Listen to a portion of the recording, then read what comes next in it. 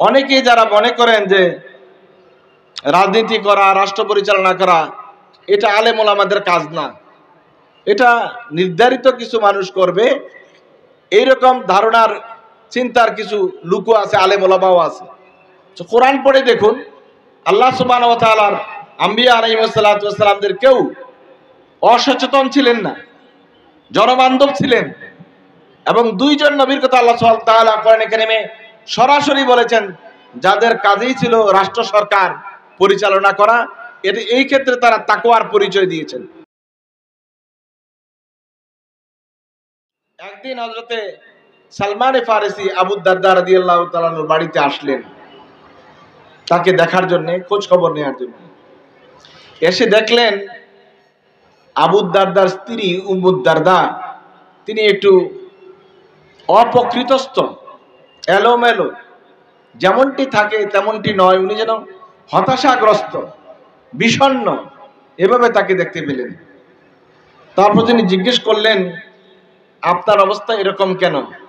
বন্ধুর স্ত্রীকে জিজ্ঞেস করলেন, আপনার অবস্থা এরকম কেন? মনে হয় যেন আপনি একটি অস্বস্তির মাঝে আছেন, খারাপ অবস্থায় আছেন।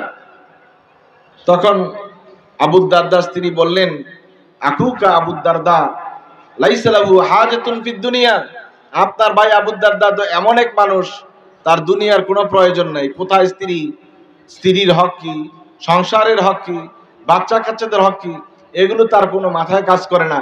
সে 24 ঘন্টা আল্লাহর ইবাদতের মধ্যে মাশগুল থাকে। ইতিমধ্যেই আলোচনার থাকতে থাকতেই আবু দারদা রাদিয়াল্লাহু তাআলা বাড়ি ফিরলেন। বাড়ি এসে বন্ধুকে দেখে ফাসানা আলাহু তাআমান, তার জন্য খাবারের আয়োজন করলেন। খাবার যখন আয়োজন করলেন, আবু দারদা রাদিয়াল্লাহু তাআলা আনুকে সাথে নিয়ে খাবারের জন্য সালমানে ফারিসি বলেন, আসেন আমরা দুজন একসাথে খাই।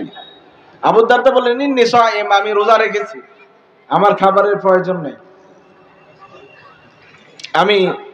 হযরতে সালমান বললেন, যতক্ষণ পর্যন্ত তুমি তোমার রোজা ভঙ্গ করে আমার সাথে খাওয়া দাওয়া না করবে, ততক্ষণ পর্যন্ত আমি খাবার গ্রহণ করব না। বাধ্য হলেন, বন্ধুর অনুরোধে নফল রোজা ভেঙে ফেললেন। পরবর্তীতে যখন রাত হলো, দুজন একসাথে শুতে গেলেন। তো আবু দারদা রাদিয়াল্লাহু তাআলা আনহু না ঘুমিয়ে বন্ধুকে ঘুম পাড়িয়ে দিয়ে বললেন, তুমি ঘুমাও, আমি আমার নামাজ আদায় করি। হযরত সালমান বললেন, না এখন সময় হয় না, ঘুমাও। আবার দাঁড়িয়ে গেলেন, আবার ঘুম পাড়িয়ে দিলেন, আবার দাঁড়িয়ে গেলেন, আবার ঘুম পাড়িয়ে দিলেন। যখন তাহাজ্জুদের সঠিক সময় আসলো, হিনা বাকিয়া সুলুসুল লাইল, রাতের 3 ভাগের 1 ভাগ বাকি, তখন সালমান ফারিসি বললেন, এবার উঠো, তুমিও সালাত আদায় করবে, আমিও তাহাজ্জুদের সালাত আদায় করব। দুজনেই সালাত আদায় করলেন। তারপর হযরত আবু দারদা রাদিয়াল্লাহু তাআলা আনহুকে সালমান ফারিসি একটা নসিহা করলেন। তিনি বললেন, এইভাবে ইবাদত করার কথা আল্লাহ তাআলা বা আল্লাহ রাসূল তোমাকে বলে নাই। ইন্না লিরাব্বিকা আলাইকা হাক্কা, তোমার উপর তোমার রবের হক আছে। ওয়ালি নাফসিকা আলাইকা হাক্কা, তোমার নিজের প্রাণের জীবনের একটা হক আছে। ওয়ালি আহলিকা আলাইকা হাক্কা, এবং তোমার পরিবারের একটা হক, অধিকার তোমার উপর আছে। ফাআতি কুল্লাযী হাক্কিন হাক্কাহু, কাজে প্রত্যেকের হক ঠিকঠাক ভাবে আদায় করে দাও। একথা শোনার পর আবু দারদা রাদিয়াল্লাহু তাআলা আনহু হন্তদন্ত হয়ে আল্লাহ রাসূল সাল্লাল্লাহু আলাইহি ওয়াসাল্লামের কাছে আসলেন এবং বললেন যে, আজকে রাতের এই ঘটনা, সালমান ফারিসি তো আমাকে এই ওয়াজ করেছে। রাসূলুল্লাহ সাল্লাল্লাহু আলাইহি ওয়াসাল্লাম বললেন, সাদাকা সালমানও, সালমান যা বলেছে সঠিক বলেছে। সম্মানিত ভাইরা, ব্যক্তি জীবনে আমরা আমাদের নিজেদের উপরে জুলুম করি। রাতের 12টা 1টা পর্যন্ত অঘুমা থাকেন, ঠিকঠাক মতো খাবার গ্রহণ করেন না, স্বাস্থ্য সচেতন না, যার কারণে অল্প বয়সে বুড়িয়ে যান অথবা অসুস্থ হয়ে যান। আদল আলান নাফস, 1 নম্বর কাজ হলো নিজের উপর, নিজের শরীরের উপর, নিজের জানের উপর, প্রাণের উপর প্রথম আপনি আদাল ও ইনসাফ এটা কায়েম করবেন। 2 নম্বর বিষয় হলো সন্তানদের প্রতি সমতা রক্ষা করা। এটা আমাদের হয় না। আমরা করি কি, অনেকেই এমন আছে, সবাই না, অনেকেই এমন আছি, সম্পত্তি ভাগাভাগি করার সময় আমরা একজনকে একটু বেশি দেই, একজনকে একটু কম দেই। এটা খুবই গর্হিত কাজ, বড় ধরনের গুনাহ। আপনার সম্পদ ব্যবহার করার অনুমোদন ইসলাম দিয়েছে, সম্পদ বন্টন করার কোনো ক্ষমতা আপনাকে দেয়নি। আপনার কাজ হলো দুনিয়া থেকে সফর শেষ করে আখিরাতের সফর শুরু করা, আর দুনিয়ায় রেখে যাওয়া সম্পদের বন্টন। আপনি এই সম্পদের মালিক হওয়ার হাজার হাজার বছর আগে আল্লাহ তাআলা বর্ণনা করে রেখেছেন। এখানে হাত দেওয়ার কোনো কাজ আপনার না। কিন্তু আমাদের দেখি অনেক আল্লাহওয়ালা বুজুর্গ হাজি সাহেব, অনেক তাহাজ্জুদ গুজার মানুষও এই সম্পত্তির বন্টনে সমবন্টন করেন না। এ প্রসঙ্গে একটা হাদিস, আনি নুমান ইবনে বাশীর রাদিয়াল্লাহু তাআলা আনহু আন্না আবাহু আতা বিহি রাসূলুল্লাহ সাল্লাল্লাহু আলাইহি ওয়া সাল্লাম। নুমান ইবনে বাশীর রাদিয়াল্লাহু তাআলা আনহুকে তার পিতা বশীর আল্লাহ রাসূল সাল্লাল্লাহু আলাইহি ওয়াসাল্লামের কাছে নিয়ে আসলেন। আর তিনি কি করেছিলেন? হযরত নুমানকে কিছু সম্পত্তি বেশি দিয়েছিলেন। এই বেশি সম্পত্তি দেওয়ার কারণে তার মা অর্থাৎ বশীর রাদিয়াল্লাহু তাআলার স্ত্রী আপত্তি করেছিলেন যে এটা ঠিক করো নাই।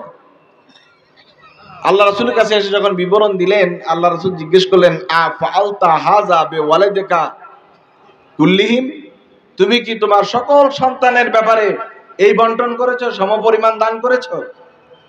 তখন হযরতে বশীর বললেন যে লা, আমি সবার জন্য এই পরিমাণ বন্টন দেইনি।